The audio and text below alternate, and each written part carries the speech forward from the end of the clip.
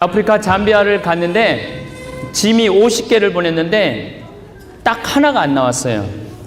제 옷짐이 안 나왔어요.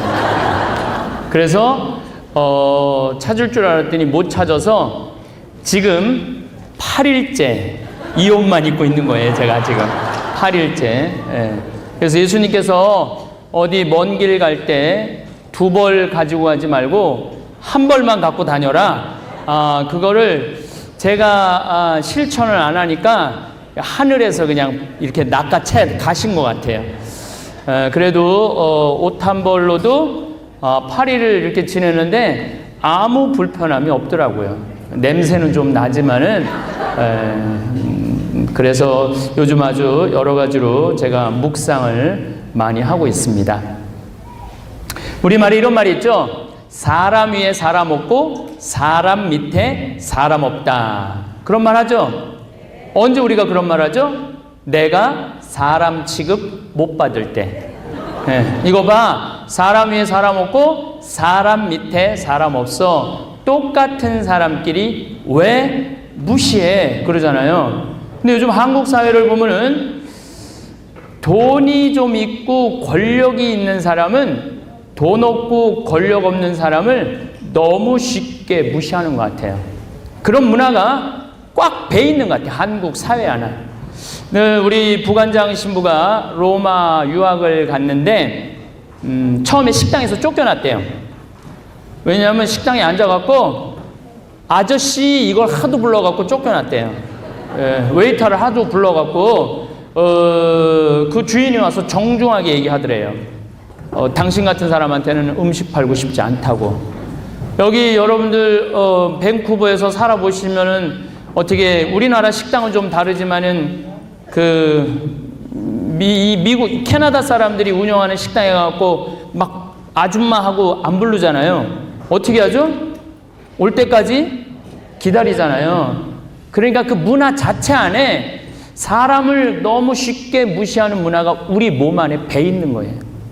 그래서 그리스도의 교회 문화권에 가보면은 어떤 사람도 무시하면 안 된다. 그게 있는 것 같아요. 작년 9월 달에 강남에서 한 아파트 경비 아저씨가 5층에서 70 먹은 아줌마가, 요즘은 70 먹어도 한국은 아줌마 같아요.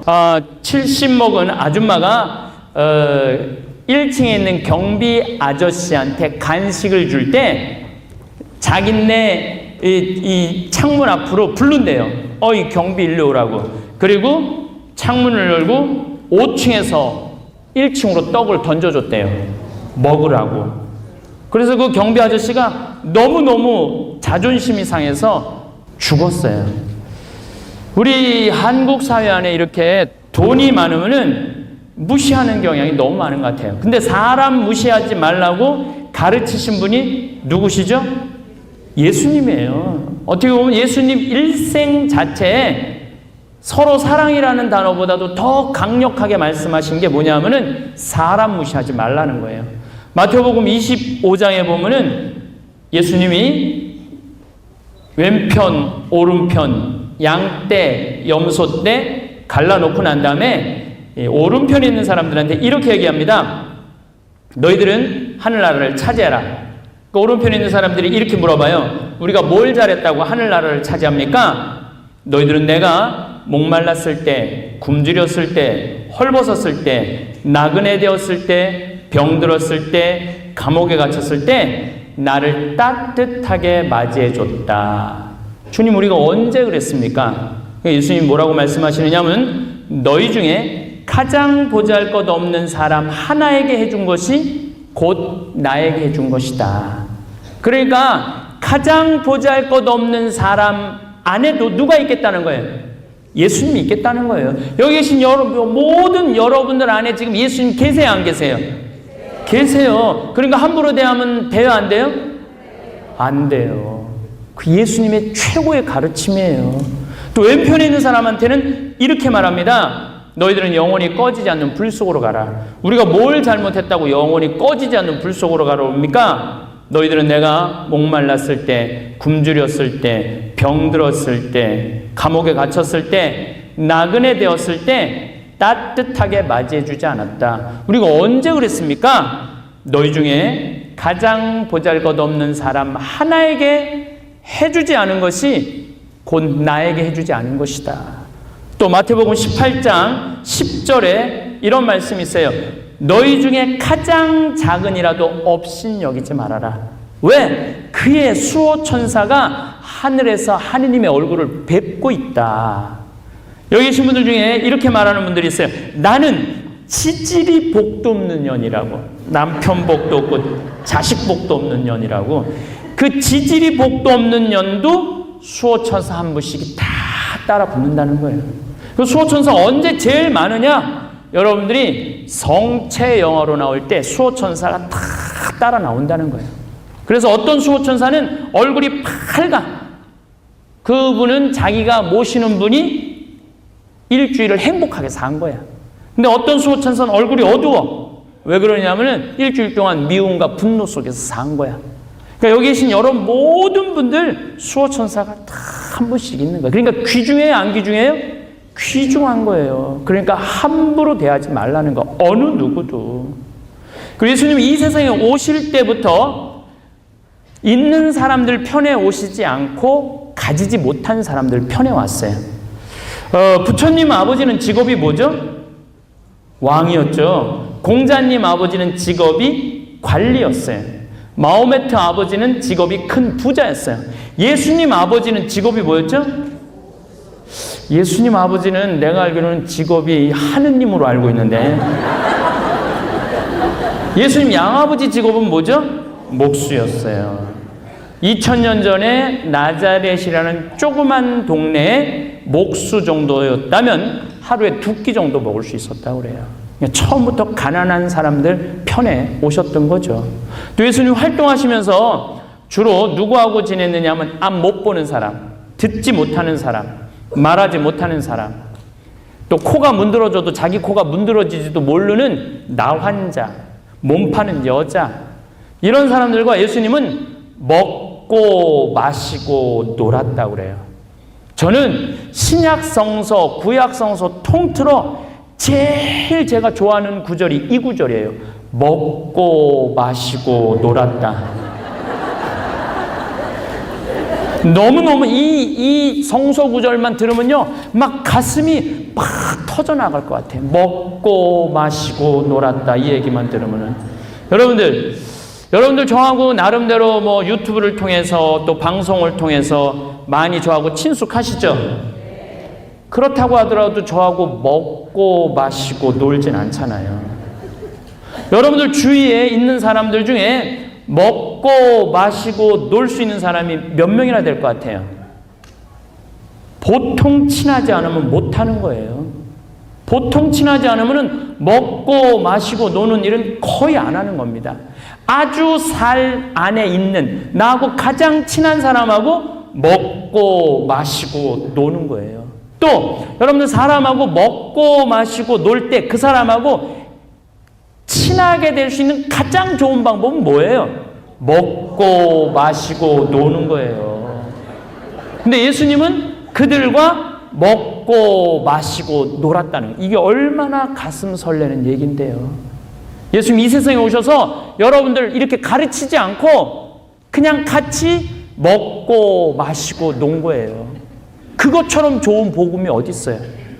저도 87년도에 군대 가기 전에 1년 동안 시각 장애자들하고 먹고 마시고 놀은 적이 있어요. 같이 살면서. 내가 그분들하고 살면서 여러분들 살아가면서 가장 힘든 게 뭐냐 그러니까 다 바로 나와요.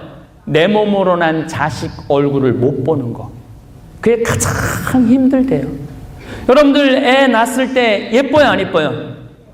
막 손가락, 발가락 너무 신기하잖아요. 그래서 막 입으로도 먹어보고 빨아도 보고 막 별짓을 다 하잖아요. 걔는 아무것도 안 하는데 그냥 부모가 별짓을 다 하잖아요. 걔는 아무것도 안 하는데, 그리고 그냥 눈에 티만 들어가도 막 비벼내고 불어달라고 그러는데 나한테 그래요. 시부님, 이만한 애를 눈에 넣어도 안 아프대잖아. 눈에 넣어도 안 아프대. 이만한 걸 눈에 넣어도 얼마나 좋으면.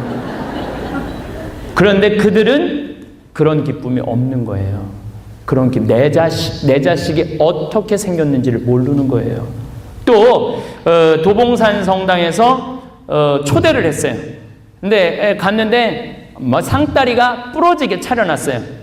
근데 나한테 그러는 거예요. 학사님, 우리는 이렇게 상다리가 부러지게 차려놔도 아무 소용이 없다는 거예요. 무슨 소리냐 그러니까 보여야지 골라 먹지 않느냐. 보여야지.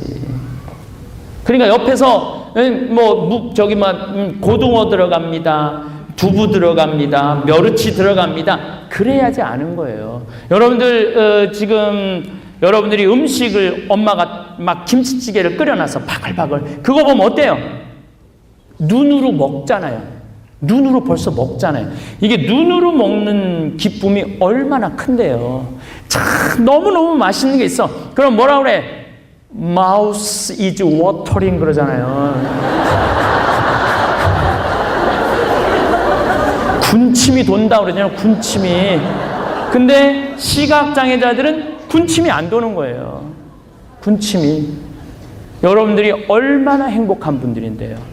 그래서 이 눈으로 볼 수 있는 게, 그래서 제가 눈 하나 갈아 끼는데 1억이 든다는 게 괜히 나온 말이 아니야. 그분들하고 살아보면서 여러분들이 뭐가 지질이 복도 없긴 뭐가 지질이 복도 없어. 지금 눈으로 온 세상을 다 보고 있는데. 그런데 제가 그분들하고 살면서 정말 애환을 느낄 수가 있었어요. 이 옛날에 수원, 인천에서 전철이 서울까지 왔다 갔다 했어요. 그럼 시각장애자들은 어떻게 하냐? 바구니를 들고 전철에 다니면서 어두운 밤에 깜깜한 이러고 지나가면은 우리가 500원, 1000원씩 줬어요. 그럼 도봉역이나 창동역에서 서울, 거기 시각장애자들이 많이 모여 사는데 딱 내리면은 도둑놈들이 따라다니다 그걸 낚아채 가는 거예요. 그때가 제일 속상하다는 거예요. 그때가. 그래서 누굴 데리고 나가냐면은 5학년, 6학년, 중학교 1학년 된 애들을 데리고 나가는 거예요. 근데 얘네들은 이게 죽기보다 싫은 거예요. 왜냐하면은 수원서부터 엄마 손잡고 왔다가 창동이나 도봉역에 오면은 누구를 만나느냐면 같은 반 친구를 만나는 거. 전철 안에서. 얼마나 걔네들이 살기가 힘들겠어요. 근데 이게 같이 먹고 마시고 놀지 않으면 모르는 거예요. 근데 예수님은 이 세상에 오셔서 그들을 단순히 불쌍하다고 동정한 게 아니야. 그들과 먹고 마시고 놀면서 마지막 날 제자들의 발을 씻어주고 난 다음에 하신 말씀이 뭐냐면, 내가 너희들을 사랑하였듯이 너희도 서로 사랑해라. 이게 마지막 계명이에요. 근데 요즘 한국 사회를 보면은요, 예수님이 그렇게 말씀하고 가신 적이 없는 것 같아. 아니, 천주교 교우가 500만, 개신교 성도가 1500만, 2천만 명의 그리스도인이 대한민국에 살고 있는데 뉴스를 보면 서로 사랑하는 모습을 찾아보기가 힘들어요. 예수님이 이렇게 말씀하시고 하고 가신 것 같아. 너희들 될 수 있는 한 서로 괴롭혀라. 그렇게 말씀하고 가신 것 같아요. 작년 4월 6일 날 윤승주 일병이 군대 간 지 4개월 만에 선임 4명이 괴롭혀서 결국은 기도가 막혀서. 근데 윤승주 일병을 어떻게 괴롭혔느냐면은 치약 한 통을 다 짜서 강제로 먹였다는 거예요. 동료 병사가 침을 바닥에 뱉고 그걸 먹으라고 그러고, 냉동 음식을 입에다 강제로 집어넣고 얼굴을 때리고 마대자루로 온몸을 때리고, 그리고 밥알이 다시 튀어나오면 그걸 다시 삼키라고 그러고 핥어서. 결국은 이 친구는 뱉지도 삼키지도 못하고 기도가 막혀서. 근데 윤승주 일병은 군대 가기 전에 전액 장학생이었어요. 그리고 과 대표였고, 이렇게 멀쩡한 대한민국의 젊은이가 인간 이하의 취급을 받고 죽었죠. 그래서 군대를 개혁한다고 난리가 났어요. 요즘 대한민국 군대는 여러분들 선후임이 같이 한 내부만을 안 써요. 입대 동기들끼리 한 방을 써요. 괴롭히지 못하게 하려고. 그리고 매일 카톡으로 애 상태를 올려요. 매일. 그래갖고 요즘 이 하사관들이 매일 엄마들이 따지는 거예요. 내 애가 살이 빠진 것 같다. 밥을 먹었냐 안 먹었냐. 그래갖고 요즘 그 하사관들이 병사 돌보는 것보다 병사 엄마 돌보는 게 더 바쁘대요. 예. 그렇게 군대를 개혁한다고 그러는데 저는 군대를 개혁해서 될 일이 아니에요. 이건 지금 대한민국은 뭔가 잘못 가고 있어요. 지금 대한민국은 여러분들 한국 방송 보면 그런 생각 안 들어요? 뭔가 대한민국 잘못 가고 있다. 대한민국 건국이념이 뭐예요? 그 홍익인간은 그 5,000년 전에 단군 할아버지가 한 얘기고, 대한민국의 건국이념은 뭐예요? 대한민국의 건국이념은 뭐냐면 우리도 한번 잘 살아보세요. 이게 건국이념이에요. 다시 말해서 돈 버는 게 건국이념이에요. 온 국민 머릿속에 뭐가 들어있냐면 돈을 벌어야 된다. 돈을 벌어야지 무시당하지 않는다. 세월호가 왜 침몰했어요? 순식간에 바닷속으로 가라앉았어요. 평형수라고 배 균형을 잡아주는 물을 담아야 되는데 4분의 4를 담아야 되는데 4분의 1밖에 안 담은 거예요. 4분의 3은 짐 실은 거예요. 뭐 실은 거냐면 돈 실은 거, 돈. 생명하고 상관없어. 돈 벌면은 돈에 미친 거죠. 돈이면 무슨 짓이든 다 하는 거예요. 이게 지금 대한민국의 건국 이념이에요. 제가 보기에는 너무 안타까워요. 더 높은 가치가 있는데, 핀란드라는 나라는 건국 이념이 뭐냐면 나눔이야, 나눔. 핀란드는 스웨덴의 지배를 500년 받아요. 러시아의 지배를 100년을 받아요. 그래서 다른 나라의 지배를 600년을 받아요. 2차 세계대전 끝나고 난 다음에 독립을 했어요. 이 민족한테는 한이 된 거야. 그래서 우리 민족 이제 같이 이 나라를 어떻게 꾸려나갈 것이냐 회의를 했어요. 이 나라는 경제발전이 아니었어요. 이 나라는 건국 이념이 뭐냐면 콩알 한쪽이라도 나눠 먹자, 이제 우리 민족끼리. 그래서 이 나라는 처음부터 나누기 시작했어요. 근데 지금 국민소득 6만 7만 달러 됐는데 지금도 나누고 살아요. 이 나라는 초등학교, 중고등학교 전액 무상교육이에요. 근데 더 놀라운 건 대학도 전액 무상교육이에요. 그리고 모든 대학생들한테 책 사볼 돈이 없을까 봐 모든 대학생들한테 한 달에 용돈을 줘요. 43만 원씩. 그리고 석박사도 공짜예요. 이렇게 석박사학위까지 공짜로 시키려면 어떻게 해야 되죠? 세금을 많이 내야 되잖아요. 700만 원 정도 월급 받는 사람들이 세금을 얼마 내냐면 320만 원 정도 내요. 그리고 부자들은 세금을 60%까지 내요. 자기는 40%밖에 안 갖고 가요. 그러니까 나누는 거예요. 아마 대한민국에 지금 이제 우리 대학도 공짜, 석박사도 공짜로 하려면은 700만 원 월급 받는 사람들 세금 320만 원 내라고 그러면은 어떨 것 같아요? 박근혜는 자폭해라. 1% 올리는 것도 난리가 나는데 30%를 넘어 올린다? 대한민국 사람들이 정이 많은 민족이라고 그러는데 저는 거기에 동의할 수가 없어요. 정이 많은 민족이 해외 입양 1위를 합니까? 정이 많은 민족이 OECD 국가 중에 가난한 최빈국 도와주는데 꼴등을 7년 연속 합니까? 대한민국이요, 굉장히 이기적인 나라예요. 우리 스스로 그런 모습을 인정해야지 변화되는 거예요. 우리 1970년대 막 경제 발전했을 때 노동자들이 동대문에서 구로공단에서 우리도 좀 나눠줘라. 그러니까 정치인들, 경제인들이 뭐라 그랬어요? 나중에 나눠줄게. 돈 벌면. 지금은 국가가 부자여야 되니까 니네들이 희생을 해. 그랬잖아요. 자기네들은 하나도 희생하지 않고. 근데 지금 2015년에 대한민국이 돈이 많을까요? 적을까요? 어마어마하게 많아요, 여러분들. 우리나라가 외환 보유가요, 세계 6위예요. 3,700억 달러. 그 10대 기업이 지금 보유하고 있는 돈이 얼마냐면 515조예요. 5천억 달러예요. 돈이 흘러 넘쳐요. 그런데도 정작 국민들은 힘들어 죽겠다는 거예요. 이게 무슨 얘기냐면 있는 사람들은 너무너무 있고 없는 사람들은 없는가, 안 나누는 거예요. 지금의 시급, 지금 5,400원, 500원 하는 거를 10,000원 올려달라고 그랬는데, 이번에 올린 게 얼마냐? 6,030원이에요. 그러니까, 없는 놈은 그냥 없이 살아도 괜찮은 거야.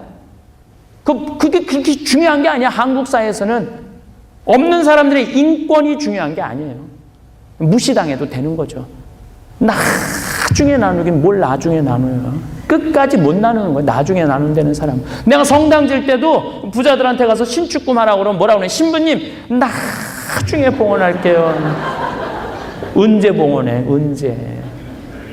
나중은 없는 거예요. 지금 하지 않으면 나중에 못 하는 거예요. 그러니까 지금 그리스가 왜 망했습니까? 저는 4년 전에 그리스에 가갖고 파르테논 신전에 가갖고 제가 외친 말이 있어요. 이 나라 조금 있으면 망하겠구나. 왜냐하면 나라 꼴이 엉망이에요. 딱 한눈에 보여요. 한눈에. 일하는 사람 없고 전부 길거리에 나 앉아 있고, 그 다음에 연금 내놓으라고 그러고, 버는 돈은 없고, 부자들은 세금 다 빼돌리고, 망할 수밖에 없는 거죠. 왜 핀란드, 네덜란드 이런 나라들이 건강하게 살아요? 부자들이 세금을 많이 내기 때문에 건강한 거예요. 그 돈으로 어려운 사람 도와주고, 나중에 나누는 건 없는 거예요. 제가 많은 강의 때 이렇게 얘기합니다. 여러분들, 여행은 가슴이 떨릴 때 가야지 다리가 떨릴 때 가면 안 됩니다. 가려면 지금 가십시오. 지금 애 휴학시키고 지금 가십시오. 그러면은 이렇게 얘기합니다. 신부님, 말이 좋아 그렇지 애들 대학 공부시켜야 되고 결혼을 시켜야 되고 할 일이 얼마나 많은데 그거 다 하고 나중에 가겠습니다. 그런 분은 못 가요. 지금 못 가는 분은 나중에 못 가요.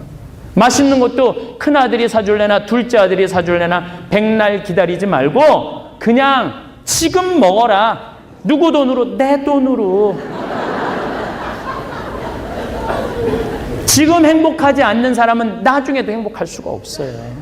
지금 행복하지 않는. 여러분들, 금 중에 제일 소중한 금이 뭐예요? 황금이에요? 소금이에요? 지금이에요. 지금 이 순간을 누릴 줄 모르는 사람은 백날 황금이 있고 뭐가 있어도 아무 소용이 없는 거예요. 아무 소용이 없는 거예요. 근데 대한민국은 이게 지상 최대의 과제가 뭐냐면 우리도 한번 잘 살아보세요. 돈을 벌어야 돼, 돈을. 돈을 벌어야 되는데 우리가 뭐가 있어? 사우디아라비아는 석유가 너무 많이 나와갖고 아무것도 안 해도 국민소득이 7만 달러인데, 캐나다는 지금 뭐 경제가 뭐 어쩌고 저쩌고 해도 이 석유만 팔아도 나무만 팔아도 100년을 먹고 살고, 여러분들 샌드 오일이라는 게 이 캐나다에 가장 많아요. 언젠가는 그것도 이 캐나다 사람들을 먹여 살릴 거예요. 근데 우린 뭐가 있어요? 아무것도 없어. 우리는 돈을 벌으려면 뭐 땅이 넓어, 지하 자원이 있어. 뭐 밖에 없어? 머리밖에 없잖아요. 그러니까 엄마들이 애들한테 이렇게 얘기를 합니다. 이놈의 새끼야, 커서 고생하기 싫고 행복하게 돈 벌고 살려면 공부 열심히 해.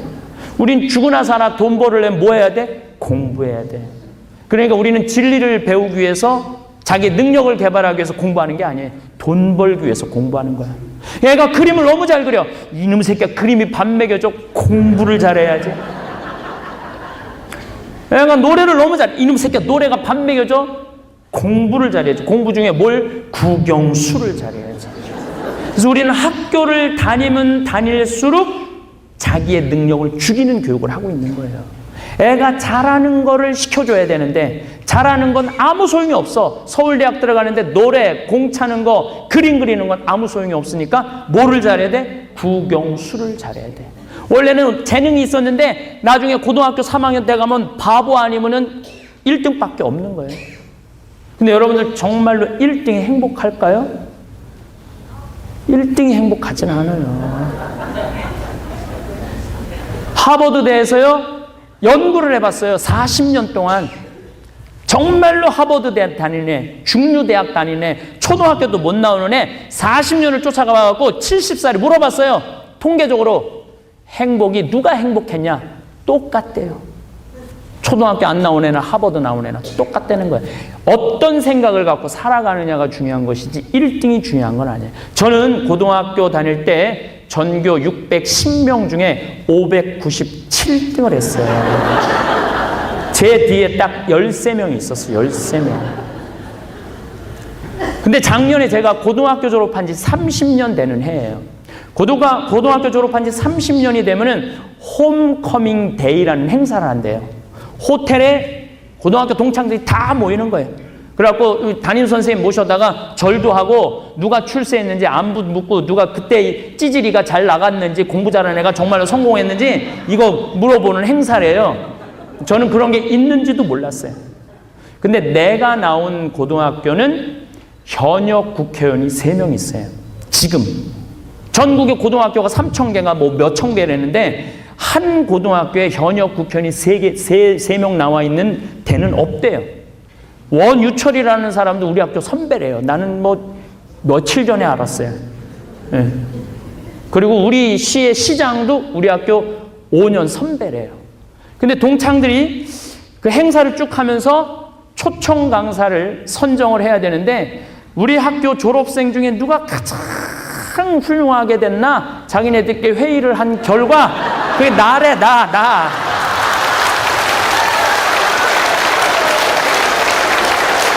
아니 왜 1등을 데려다가 강의를 하지 왜 597등을 데려다가 강의를 597등을 데려다가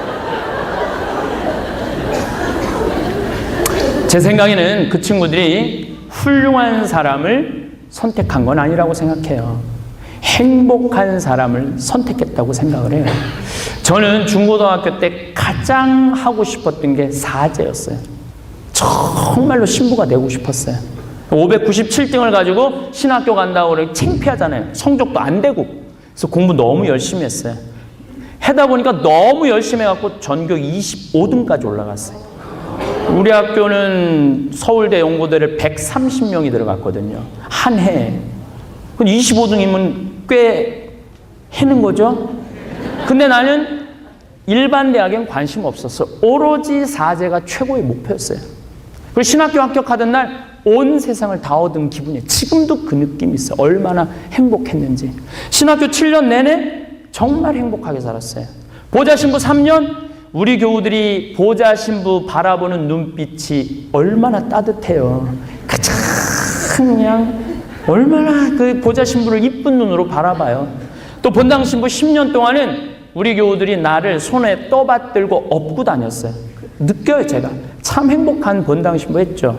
그리고 이제 평창에 들어가서 산 지 12년이 되는데 참 좋아요. 평창에 와보신 교우들도 몇 분 계시지만 기가 막히잖아요. 산에 강에 탕 마당에서 강을 내려다보고 있으면요 근심 걱정이 하나도 없어요. 마누라가 있어, 자식이 있어. 걱정할 게 뭐 있어요?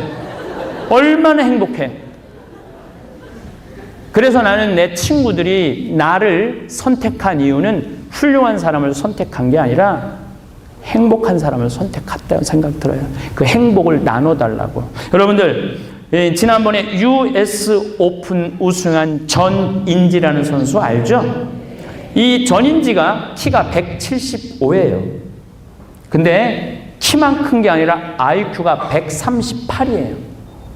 이 친구는 초등학교 5학년 때 전국 수학 경시대에 12,000명 모임 중에 대상을 받은 아이예요. 어마어마하게 똑똑한 애예요. 근데 이 아버지는 애를 공부를 가르치고 싶지 않았어요.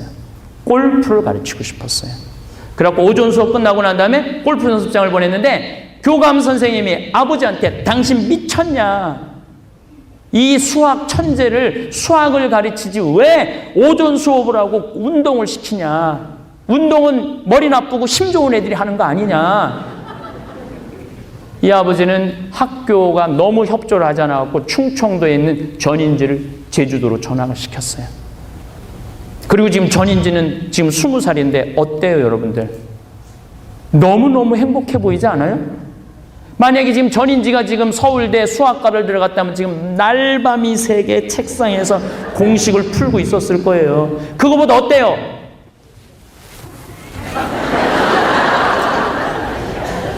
여러분들, 공부를 잘한다고 행복한 건 아니에요.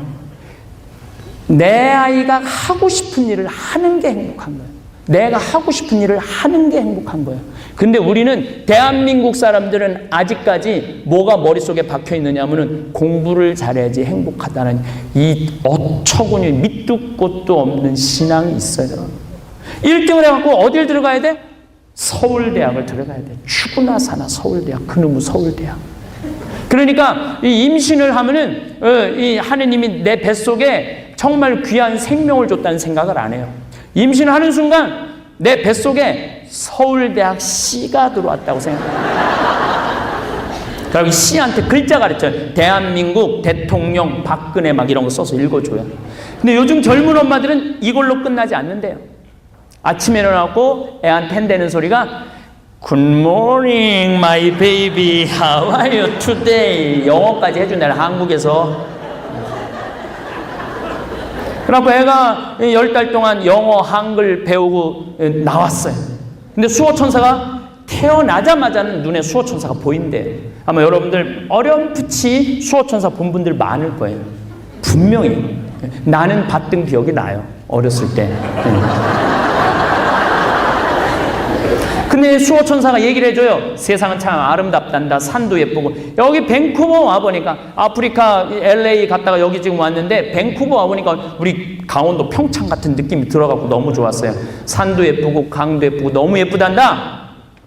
이 1살짜리가 그래? 세상이 이렇게 이뻐? 아장아장 창가 쪽으로 기어가는데 이 마음 급한 엄마가 너 지금 그거 볼 시간이 어딨어? 그래갖고 창문에다가는 가나다라 마바 차타카타 딱 붙여놓는 거야. 반대쪽 창문에는 ABC들 딱 붙여놓는 거야. 누워서 모빌이 돌아가는데 기역, 니은, 디귿, 리을이 돌아가는 거야. 기역, 니은, 디귿. 여러분들, 근데 발도르프 교육에서 아이한테 가장 하지 말아야 되는 게 머리맡에 모빌을 달아놓는 거 하지 말라는 거야. 발도르프 교육은 유네스코에서 가장 인간한테 좋은 교육이라고. 유엔에서도 마찬가지. 실리콘밸리에서도 구글, 애플 다 발도르프 교육을 시킵니다. 근데 이 발도르프 교육에서는 1살서부터 7살까지 유아의 놀 인권이 있다는 거예요. 애들은 태어나서 놀 인권이 있다. 그 인권을 빼앗지 말라는 거예요. 특히 애 머리맡에 모빌 달아놓지 말라는 거예요. 여러분 한번 생각을 해봐요. 하루 종일 숫자 놀이에, 글자 놀이에, 영어 놀이에 너무 지쳤어. 피곤해서 잤어.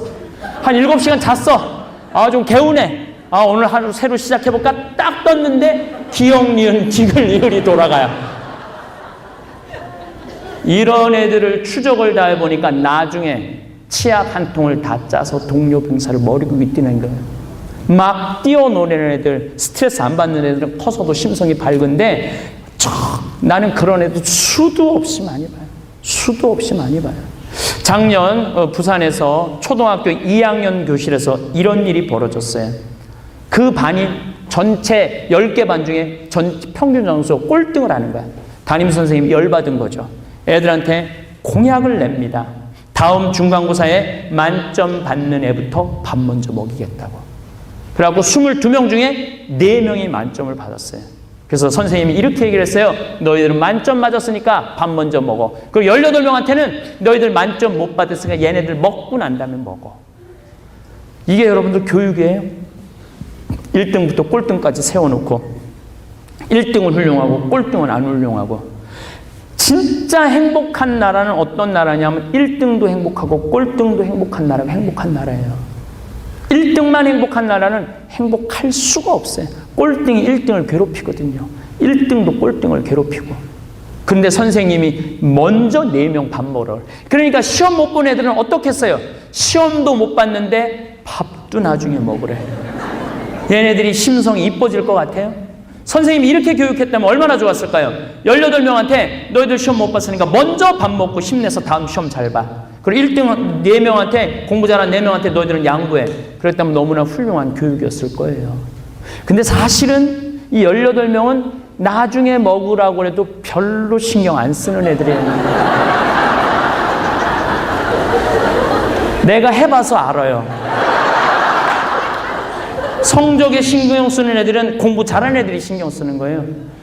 거기서 학교에서는 뭐 그러거나 말거나 행복하게 있다가 집에 가갖고, 집에서만은 집에서 혼자 먹을 수 있잖아요. 엄마한테 성적표 주고 행복하게 밥을 먹고 있어. 근데 엄마가 행복하게 밥 한 번 먹는 애 얼굴 한번 쳐다보고 성적표 한번 쳐다보고, 행복하게 밥 먹는 애 얼굴 한번 쳐다보고 성적표 한번 쳐다보다가 참다 하지 말아야 말을 해요. 야, 이놈 새끼야, 이 성적 받고 밥이 목구멍으로 넘어간다. 그럼 얘는 할 수 있는 건 딱 하나밖에 없어요.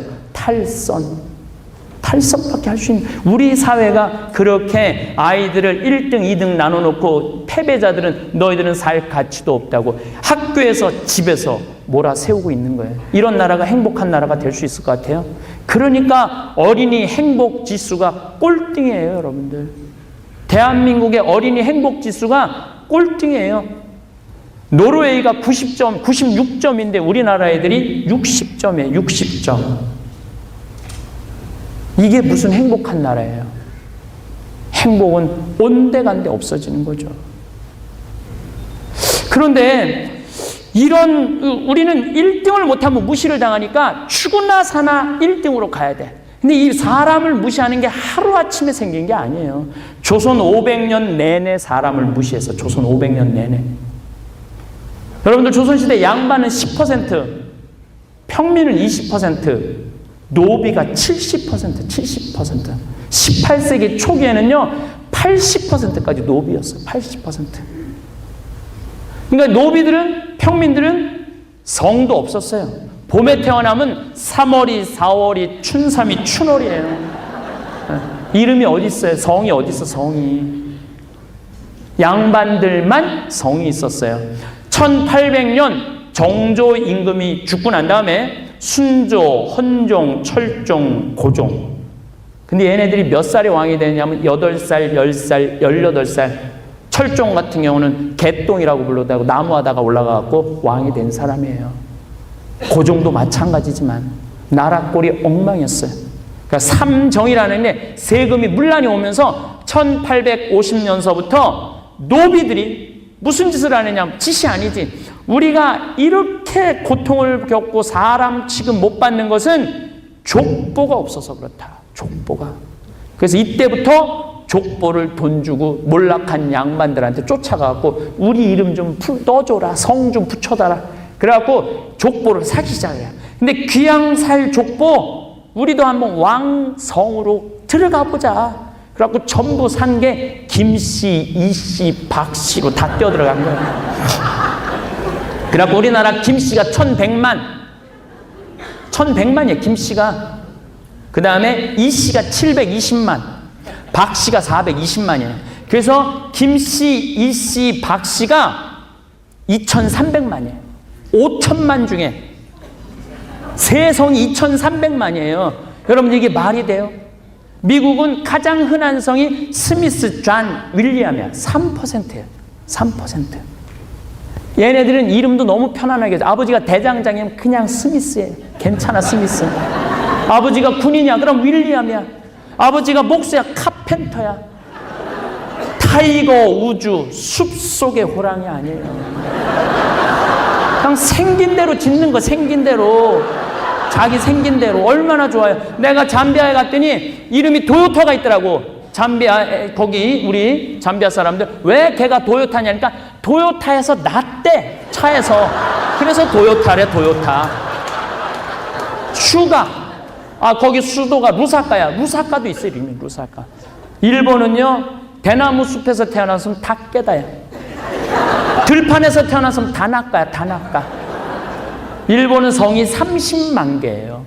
우리는 286개인데. 다시 말해서 우리는 개성이 없는 거예요. 개성이 없는 거예요. 남성 다 따라가는 거예요. 그러니까 내가 보니까 김씨, 이씨, 박씨들은 문제가 많은 성이야.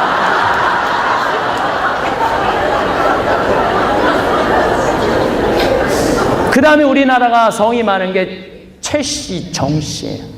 최씨, 정씨가 240만, 220만이야. 그래서 이 5성이 3천만이 다 돼요. 3천만이.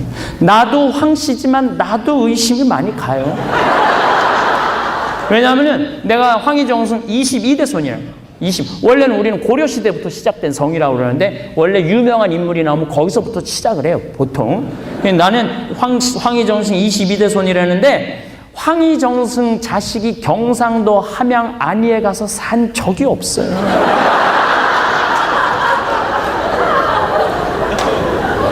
그런데 여러분들 황씨든 이씨든 정씨든 성이 뭐가 그렇게 중요해요? 지금의 내가 중요한 거 아니에요? 이 인간 자체가 중요한 거 아니에요? 우리는 이 인간 자체를 존중하는 문화가 없는 거예요. 누군 내 집 뼈다귀 자식이어야 된다. 몇 대 손이다. 이게 얼마나 우리를 조그맣게 만드는지 몰라요. 이게 얼마나 우리의 눈을 멀게 만드는지 몰라요. 그래서 한국 사회를 보면은요, 사람을 귀하게 여기지 않아요. 배경을 귀하게 여기고, 족보를 귀하게 여기고, 그 사람이 가진 돈을 귀하게 여기고, 그 사람이 가진 권력을 귀하게 여기는 거예요. 그러니까 조현아 같은 여자가 나오는 거예요. 자기가 가지고 있는 돈으로 사람을 무시해도 된다는 게 그냥 몸에 밴 거예요. 조현아는 원래 3년을 받았는데 6개월 있다가 나왔어요. 그러니까 모든 국민 안에 이런, 그렇지, 돈이면 다 돼, 이런 의식이 있는 거예요. 뉴질랜드의 이 제2대 갑부는 이 스튜디오스 말 안 들었다고 비행기에서 중간에서 내렸잖아요. 근데 우리는 술 취한 부사장이 사무장을 내리게 하는 이 문화가 아무것도 아닌 것 같아도 우리 마음 안에 얼마나 사람을 무시하는 게 몸에 배 있는지 한눈에 볼 수 있는 거예요. 대한민국은 사람을 존중하는 문화를 세우지 않으면 대한민국은 행복할 수가 없어요. 요즘 우리 사회를 보면 마음이 무겁습니다. 언제부터인가 돈이 모든 것을 판단하는 기준이 되었습니다.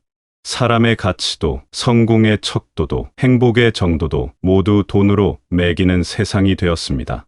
우리가 젊었을 때만 해도 그렇지 않았습니다. 물론 가난했지만 이웃과 정을 나누고 어려운 사람을 도우며 서로 의지하며 살았습니다. 아궁이에서 나는 연기 냄새를 맡으며 저녁 준비를 하는 이웃집 생각을 하고 누군가 아프면 온 동네가 발을 동동 구르며 걱정했습니다. 그런데 지금은 어떻습니까? 돈 없는 사람은 무시당하고 가난한 것이 죄인 양 여겨지는 세상이 되었습니다. 이 옆집에 누가 사는지도 모르고 같은 아파트에 살면서도 서로 얼굴도 모르는 채 살아갑니다.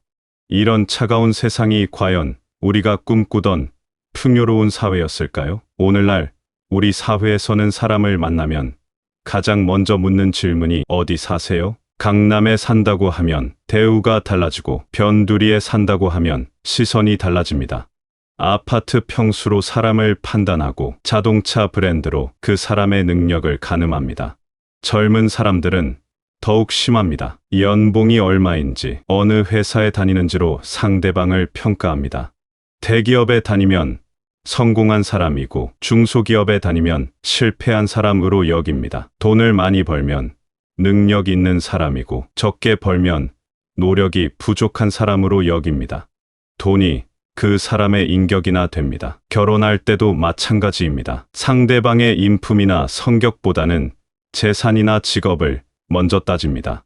사랑보다는 조건을 따지고 마음보다는 계산을 앞세웁니다. 결혼정보회사에서는 노골적으로 연봉과 재산을 기준으로 사람을 등급화합니다. 친구들과의 모임에서도 누가 어떤 차를 타고 왔는지, 누가 어떤 브랜드 옷을 입었는지가 화제가 됩니다. 예전에는 서로의 안부를 묻고 가족 이야기를 나누며 정을 나누었는데 이제는 자랑거리를 늘어놓기 바쁩니다. 더욱 안타까운 것은 사회적 약자들을 바라보는 시선입니다. 길거리에서 구걸하는 사람을 보면 게으르다, 노력하지 않는다며 손가락질합니다. 그 사람이 어떤 사연이 있는지, 어떤 아픔을 겪었는지는 관심도 없습니다. 그저 돈이 없다는 이유만으로 사람 취급을 받지 못합니다. 청소하는 분들, 경비하는 분들을 마치 투명인간 취급합니다. 아침마다 우리 아파트를 깨끗이 청소해 주시는 분에게 고맙다는 인사 한마디 건네는 사람이 몇이나 될까요? 밤늦게까지 우리의 안전을 지켜주시는 경비원 아저씨에게 따뜻한 말 한 마디 건네는 사람이 몇이나 될까요? 얼마 전 한 아파트에서 택배 기사가 엘리베이터를 타지 못하게 한 일이 있었습니다. 같은 사람인데 하는 일이 다르다고 해서 차별을 받는 것입니다. 그 택배 기사도 누군가의 아버지이고 누군가의 남편일 텐데 말입니다. 이것이 과연 옳은 일입니까? 음식점에서 서빙하는 분들에게 반말하며 짜증내는 손님들을 자주 봅니다. 음식이 조금 늦게 나오거나 실수가 있으면 마치 하인을 꾸짖듯이 대합니다. 그분들도 우리와 똑같은 사람인데 왜 그렇게 대할까요? 돈을 벌기 위해 우리는 많은 것을 잃었습니다. 가족과 함께하는 시간, 친구들과의 정다운 만남, 이웃과의 따뜻한 관계를 모두 포기했습니다. 부모는 자녀에게 공부 열심히 해서 돈 많이 벌어야 한다고 말합니다. 인성 교육이나 예의 범절보다는 성적이 우선입니다.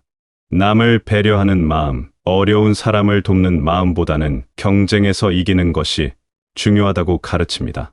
직장에서도 마찬가지입니다. 동료는 친구가 아니라 경쟁 상대입니다. 서로 도우며 함께 발전하는 것이 아니라 남을 밟고 올라서야 성공할 수 있다고 생각합니다. 정직하고 성실하게 일하는 것보다는 요령을 부리고 줄을 잘 서는 것이 중요하다고 여깁니다. 돈을 벌기 위해서라면 남을 속이거나 해치는 일도 어쩔 수 없다고 생각합니다. 양심보다는 이익을, 정의보다는 손해를 따지는 사회가 되었습니다.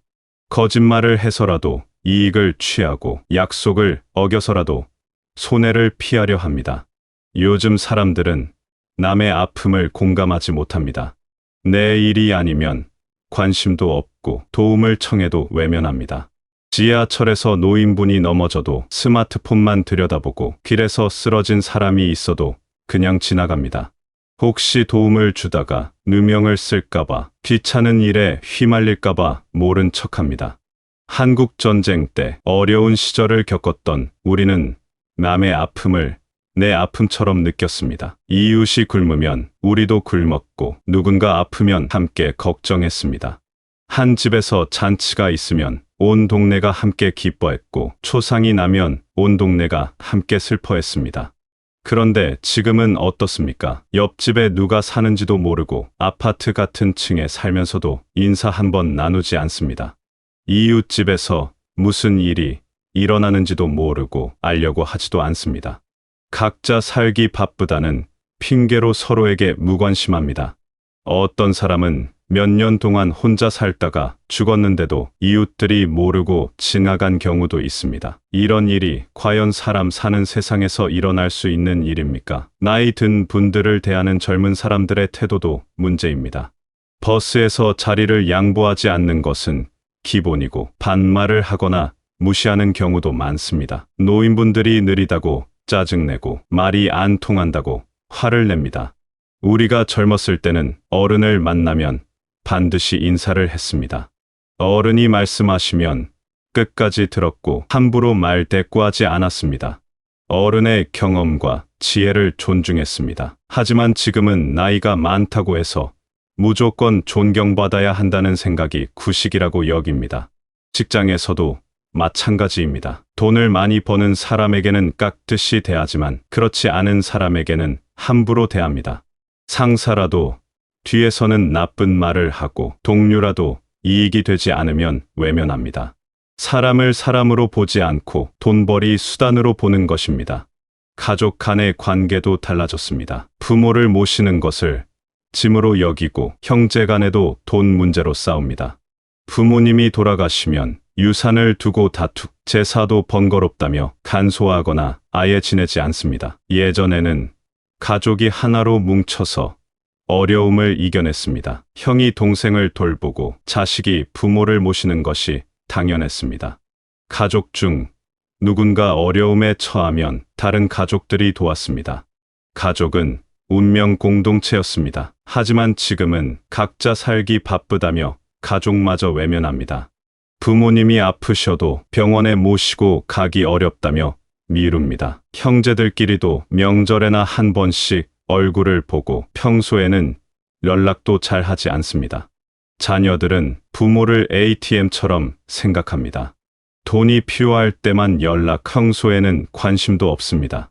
부모님의 생신이나 결혼기념일도 까먹고 안부 전화도 귀찮아합니다. 이런 모습을 보면 마음이 아픕니다. 마트에서 일하는 중년 여성에게 반말하며 짜증내는 손님들을 자주 봅니다. 계산이 조금 늦거나 포인트 적립에 실수가 있으면 마치 큰 잘못을 저지른 것처럼 소리를 지릅니다. 그분들도 누군가의 어머니이고 누군가의 아내일 텐데 말입니다. 음식점에서 서빙하는 분들을 마치 하인처럼 대하는 모습도 흔합니다. 손가락으로 가리키며 물을 달라고 하고 반찬을 더 달라고 큰 소리로 부릅니다. 음식이 조금 늦게 나오면 빨리 안 라며 화를 냅니다. 아파트 경비실에서 택배를 받으면서도 고맙다는 인사 한마디 없이 당연하다는 듯이 받아갑니다. 경비원 아저씨가 우리를 위해 밤늦게까지 일하신다는 생각은 하지 않습니다. 그저 돈을 받고 하는 일이니까 당연하다고 생각합니다.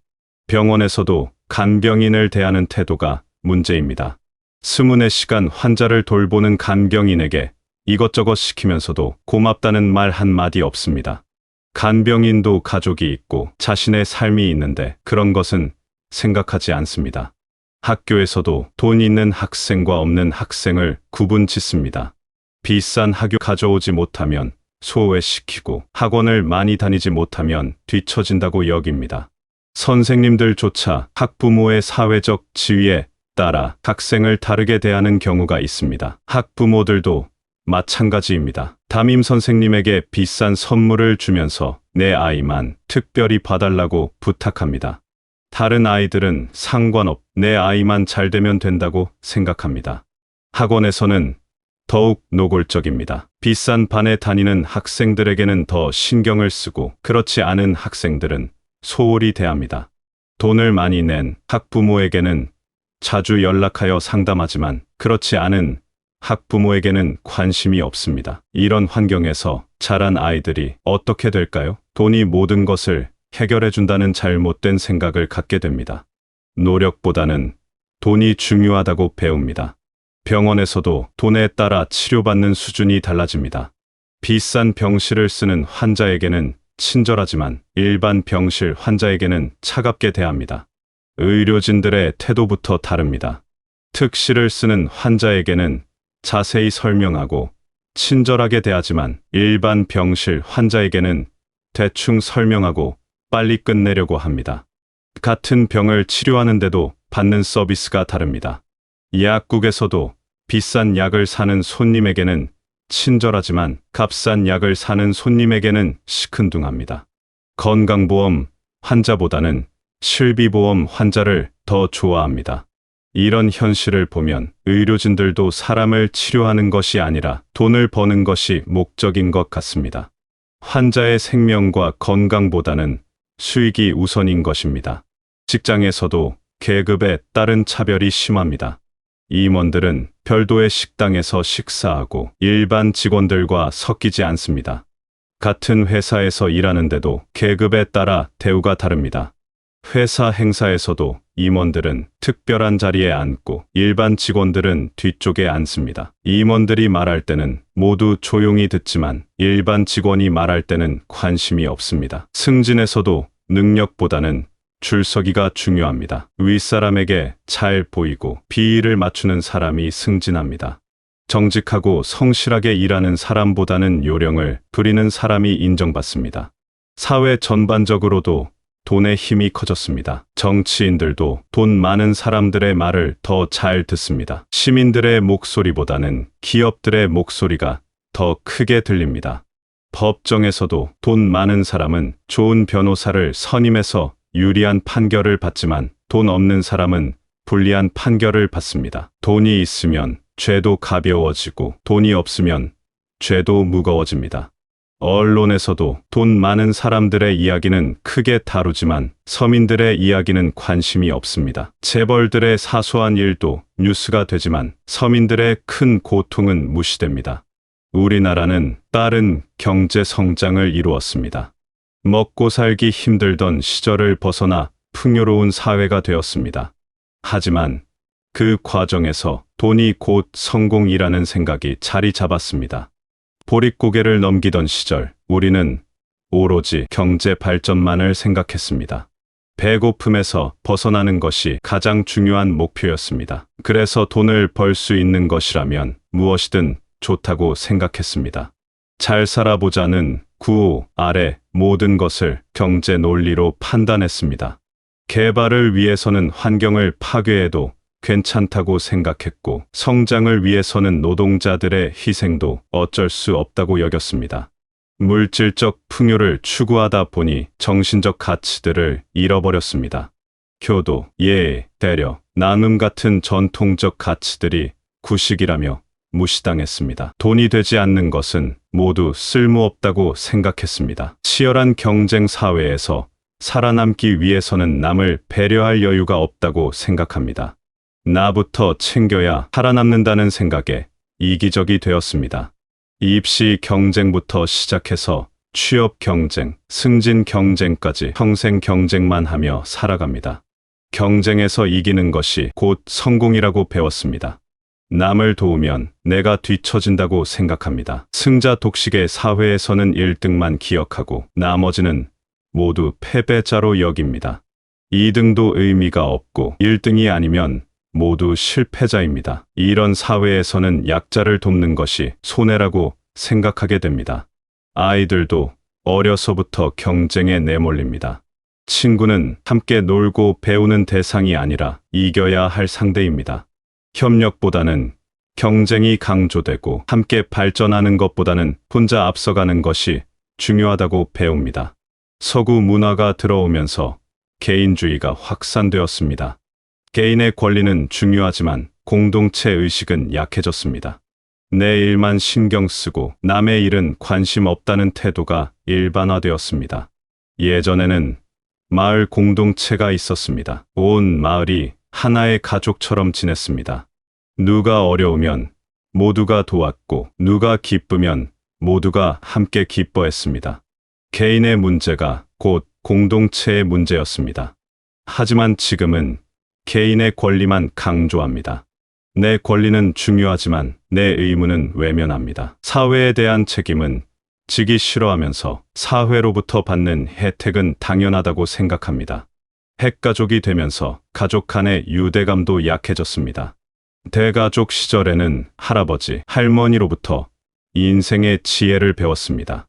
어른들을 공경하고 어린이들을 사랑하는 것을 자연스럽게 배웠습니다. 하지만 지금은 그런 교육의 기회가 없습니다. 물질만능주의가 우리 사회 전반에 퍼져 있습니다. 돈으로 살 수 있는 것만 가치 있다고 생각합니다. 사랑, 우정, 신뢰, 존경 같은 것들은 돈으로 살 수 없지만 그런 것들을 중요하게 여기지 않습니다. 텔레비전에서도 부자들의 이야기만 나옵니다. 어떻게 하면 돈을 벌 수 있는지, 어떻게 하면 성공할 수 있는지만 관심이 있습니다. 인간적인 감동이나 진정한 행복에 대한 이야기는 찾아보기 어렵습니다. 연예인들도 돈 많이 버는 것이 성공의 척도입니다. 좋은 연기나 노래보다는 얼마나 많은 광고를 찍고 얼마나 많은 돈을 버는지가 화제가 됩니다. 예술성보다는 상업성이 우선입니다. 스포츠에서도 마찬가지입니다. 운동선수들의 실력보다는 연봉이 화제가 됩니다. 팀워크나 스포츠 정신보다는 개인의 몸값이 중요합니다. 돈으로 살 수 없는 것들이 훨씬 많습니다. 가족의 사랑, 친구의 우정, 이웃의 따뜻함은 아무리 돈이 많아도 살 수 없습니다. 진정한 사랑은 조건이 없습니다. 상대방이 돈이 많든 적든, 지위가 높든 낮든 상관없이 그 사람 자체를 사랑하는 것입니다. 한 사람의 진정한 가치는 그가 얼마나 많은 돈을 가졌느냐가 아니라 얼마나 많은 사람을 사랑했느냐에 달려 있습니다. 얼마나 많은 사람에게 도움을 주었느냐, 얼마나 많은 사람을 위로했느냐가 더 중요합니다. 사람은 사랑받고 존중받을 때 진정한 행복을 느낍니다. 돈이 많아도 사랑받지 못하면 외롭고 불행합니다. 반대로 돈이 적어도 사랑받고 존중받으면 행복할 수 있습니다. 존중은 상대방의 인격을 인정하는 것입니다. 그 사람의 직업이나 재산에 관계없이 한 사람의 인간으로서 대우하는 것입니다. 모든 사람은 존중받을 권리가 있습니다. 우리는 혼자서는 살 수 없습니다. 농부가 기른 쌀을 먹고 공장에서 만든 옷을 입고 다른 사람들의 도움으로 살아갑니다.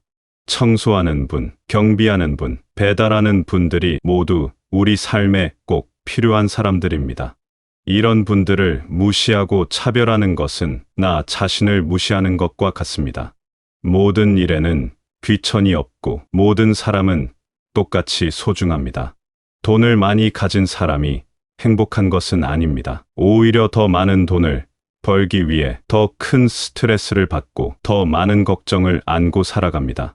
진정한 행복은 나눔에서 옵니다. 어려운 사람을 도울 때, 슬픈 사람을 위로할 때, 외로운 사람과 함께할 때, 우리는 진정한 기쁨을 느낍니다. 먼저 모든 사람을 귀하게 여겨야 합니다. 그 사람이 어떤 일을 하든, 얼마나 많은 돈을 벌든, 상관없이 한 사람의 인격체로 존중해야 합니다. 마트에서 일하는 분에게도 고맙다고 인사하고, 택배 기사에게도 친절하게 대하고, 청소하는 분에게도 반갑게 인사합시다. 작은 관심과 배려가 세상을 따뜻하게 만듭니다. 가장 가까운 가족부터 사랑하고 존중합시다. 부모님께 안부를 묻고, 자녀들과 대화하고, 형제자매와 연락하며 지냅시다. 가족 모임을 소중히 여기고, 명절에는 함께 모여 정을 나눕시다. 가족이 화목해야 사회도 화목해집니다.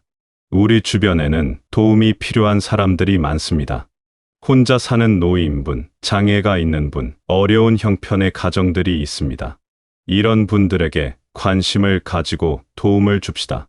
크고 거창한 것이 아니어도 됩니다. 안부를 묻고 말벗이 되어주고 작은 도움을 주는 것만으로도 큰 힘이 됩니다. 우리가 지금 누리는 모든 것들이 당연한 것은 아닙니다. 많은 사람들의 노력과 희생이 있었기에 가능한 것입니다. 이런 것들에 감사하는 마음을 가져야 합니다. 매일 아침 일어나서 건강하게 하루를 시작할 수 있음에 감사하고, 가족이 있고 집이 있고 밥을 먹을 수 있음에 감사합시다.